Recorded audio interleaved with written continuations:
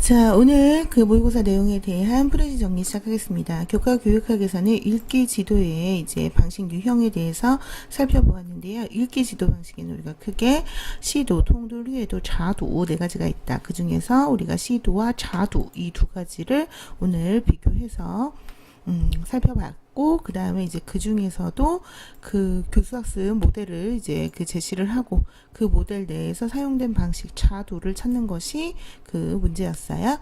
그 다음에 읽기와 쓰기의 이제 수업 설계에 대해서 이제 살펴봤는데요.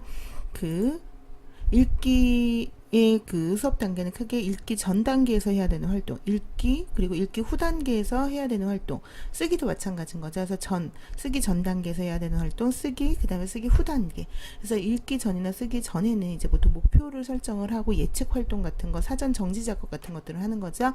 그래서 뭐 중요한 위화디엔 이런 것들을 먼저 이제 익히게 되고, 그 다음에 이제 읽기랑 쓰기를 각각 진행을 하고, 읽기 후 단계랑 쓰기 후 단계는 보통 강화 학습이라든가 특히 쓰기는 이제 피드백을 주고 수정을 하고 발표를 하는 등의 위원회 활동을 하게 된다. 그래서 이제 각각 공통으로 해당하는 그 단계에 대한 내용을 이제 살펴봤었죠.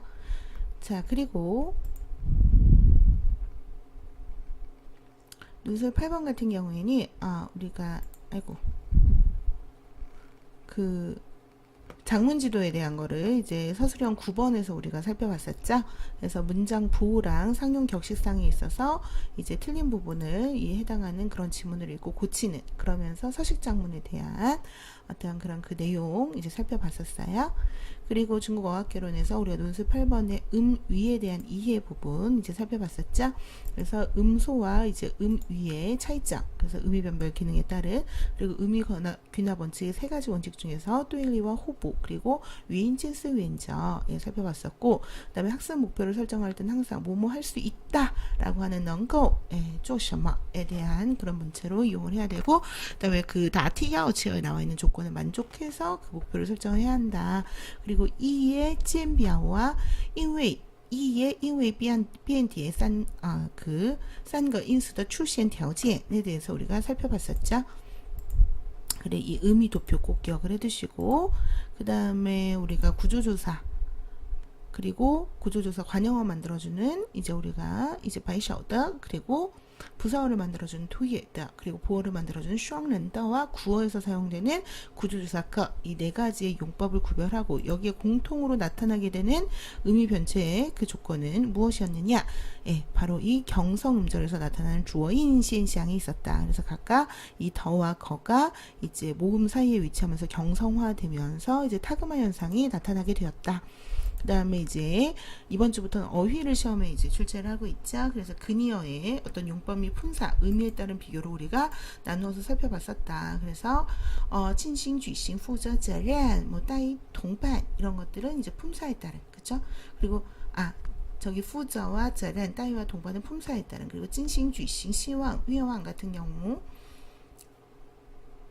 여기까지 품사에 따른, 그리고 이제 찐싱과 쥐싱은 그 중에서 둘 다 동사지만 뒤에 이제 올 수 있는, 동반할 수 있는 목적어가 수로성이냐 명사성이냐 이런 거에 따라, 그리고 뒤에 부정형식 올 수 있느냐 없느냐, 그리고 의미에 따른 것도 디시엔시엔, 시푸단, 장단 이런 것들 살펴봤었다.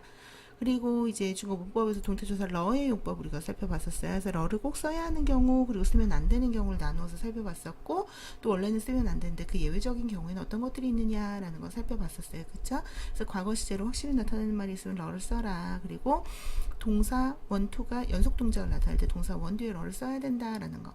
그리고 쓰면 안 되는 경우, 연동문은 첫 번째 동사 뒤에 러 쓰면 안 되는데 이게 연속 동작일 때는 가능하다. 예외 경우. 그쵸? 그 다음에 메이랑 러는 함께 쓸 수 없는데 어기조사 러랑 같이 쓸 수 있는 예외 경우.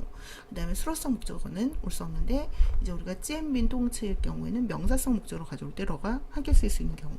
이런 것들을 살펴봤었다. 그 외에 습관성, 진장식, 시관식, 이관식 동주어는 러랑 함께 쓸 수 없다라는 거 쭉 살펴봤었고요.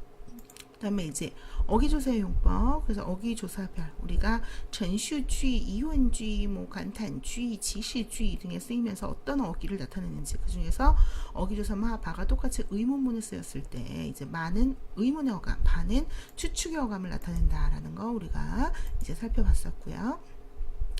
그 다음에 이제 또 어기조사의 어떤 용법 중에서 어기조사 러가 쓰이고 안 쓰이고 따라서 어떤 의미상의 차이가 있는지, 또 동태조사 러만 쓴 거랑 여기에 어기조사 러를 또 쓴 거랑 어떤 의미상의 차이가 있는지, 또 동태조사 러랑 우리가 구조조사 준시대도사라고 한다 그랬죠. 더의 의미 차이, 또 구조조사 러와 어기조사 더의 의미 차이를 살펴봤었죠. 그래서 우리가 러의 유무에 따라서 이제 변화 발생 여부, 그 다음에 어기조사 러를 쓰느냐 아니냐에 따라서 현재까지 지속되는지 아닌지 여부, 그 다음에 동태조사 러와 구조조사 준시대조사 더는 강조점이 다르고, 구조조사 즉 준시대조사 더와 어기조사 더는 또 강조하는 그런 그 내용이 다르다. 그 다음에 우리가 이제 그 문학에서 고체시 근체시 부분에서 두 가지를 똑같은 그 두 개의 작품 다 5원 이제 8구의 형태를 가지고 있는 두 보의 이제 시인데요. 하나는 고체시, 하나는 근체시를 주고 이것의 주제 및 어떤 句式, 对偶, 押韵, 平仄方面有什么不同한지를 살펴봤었죠. 그래서 각 작품의 주제의식 잘 챙겨두시고, 얘는 똑같은 5원고시, 5원유시지만 우리가 구식이라든가 뭔가 예를 들어서 이제 글자수라든가 용은 대꾸에는 별 차이가 없었는데 빙저 부분에 이제 차이가 있었다라는 거 살펴봤고요.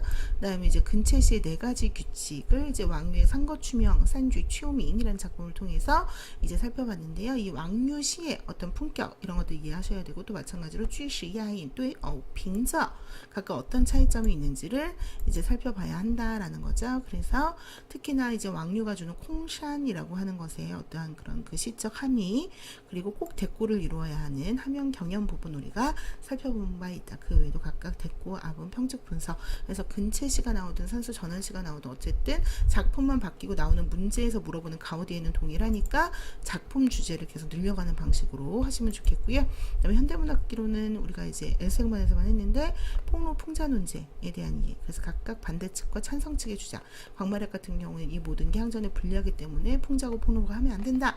모수는 결국 이런 폐부를 드러내고 잘못된 적폐를 청산해야 광명을 얻을 수 있다. 그래서 항전에 도움이 된다라는 측면으로 각각의 이제 그 논쟁을 이끌었다. 그리고 민족 현식 논쟁 같은 경우에도 인성반에서만 했는데, 여기서 이제 향림민 같은 경우는 민족 형식 즉 구형식을 어떤 그 중심 원천으로 설정한 반면, 광말약은 신형식 5사 이래로 신문학을 중심 어떤 그 주요 삼아야 되는 문체 양식으로 설정을 하면서 그 중에서도 현실 생활이 중심 원천이 돼야 된다라는 주장을 펼쳤다라는 거.